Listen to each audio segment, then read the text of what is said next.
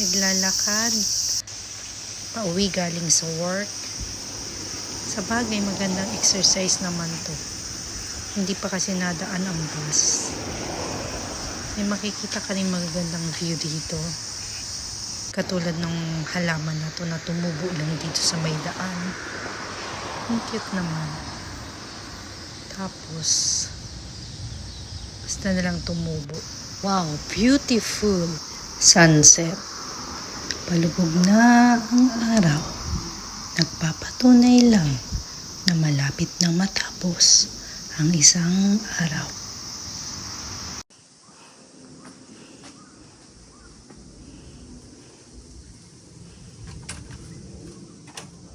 Tadaima. Tadaima, Hime. Hime.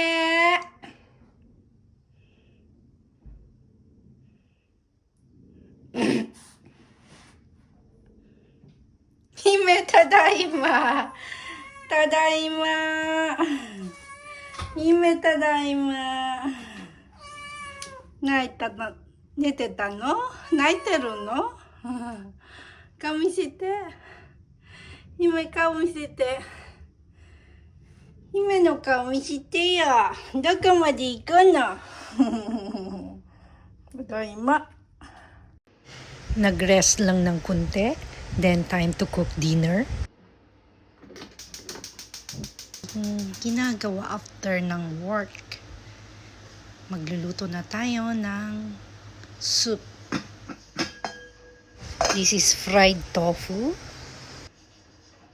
Lalagyan natin ng miso. Masustansya po ang miso. Bawal ma-high blood.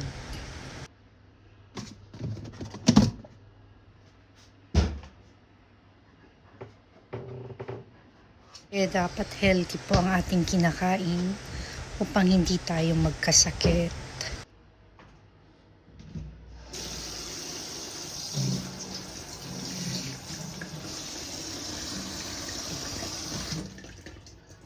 I will put miso, then add dashi seasoning, pampalasa.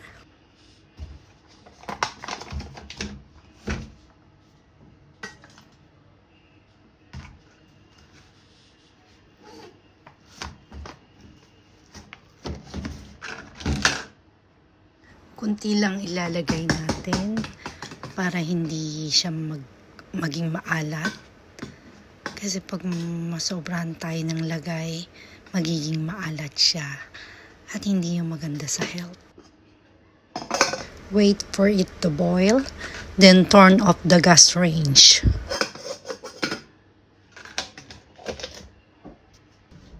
Inom muna tayo ng mugicha. Mugi is a Japanese barley tea. Masustansya po ito sa katawan. Kaya araw-araw ko itong iniinom.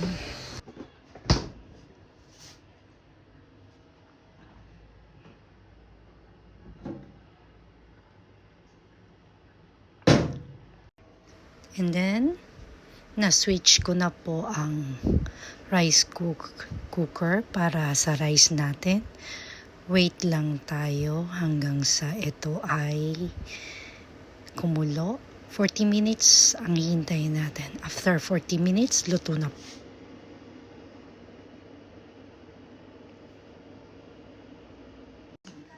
Prepare na natin yung table. Punasan muna natin. Kasi umakit dito yung makulit. Tawag dito ay chawan. Then, yung sa soup naman ay tinatawag nila na huan. Ito yun. Nilalagay dito yung miso soup. Then, prepare na rin natin yung hashi or Japanese chopstick. And then, yung iba namang mga bowl na makikita natin dyan or yung plates ay paglalagyan natin ng ulam naman. At mamaya makikita natin kung ano yung ilalagay dyan. And ito naman ang leftover na niluto ko kaninang umaga. Ang palaya at ito naman ang isda. Isda po ay tawag dito saba. Iihawin ko lang ho ito. Saba is mackerel. Yun ang tawag nila dito, saba. Sa atin ay mackerel to. Siya.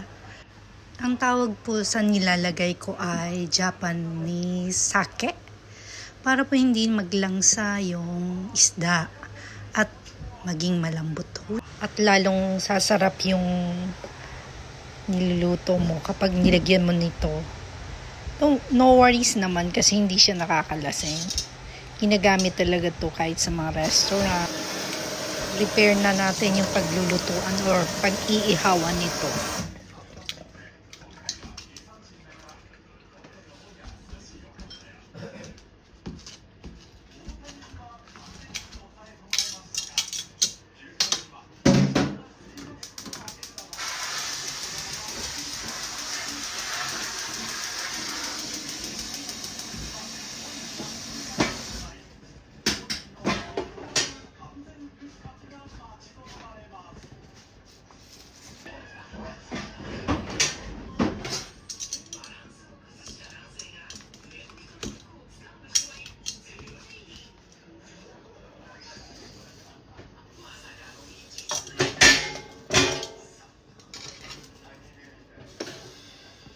Tad ata yung pagkakalagay ko, ayusin natin. Ayan ang tama ho. Hiniwa ko sa gitna para manuot yung nilagay kong Japanese sake at para lalong sumarap.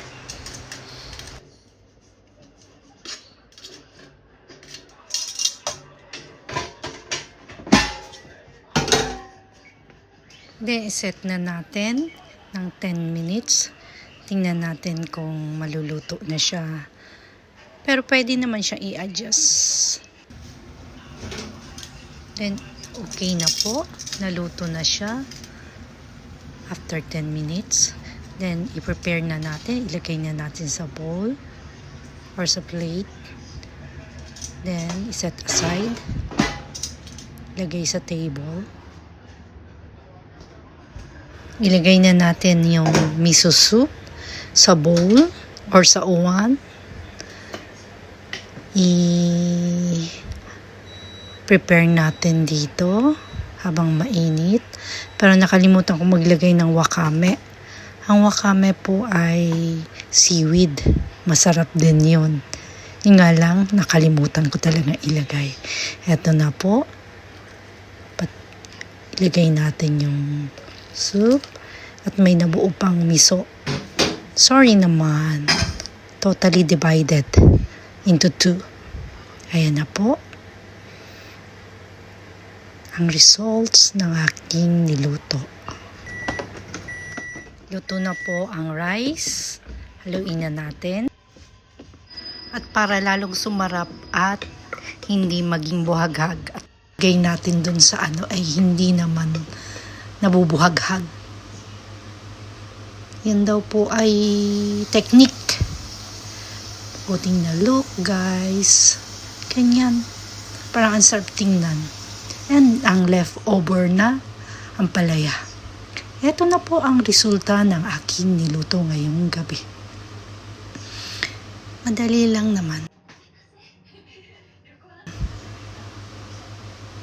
And may isang nanonood ng TV. Hi, Himei!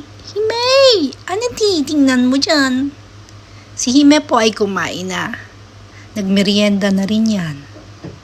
Kaya, relax lang siya. Thank you for watching, guys. Please like, subscribe, comments, and share. Thank you.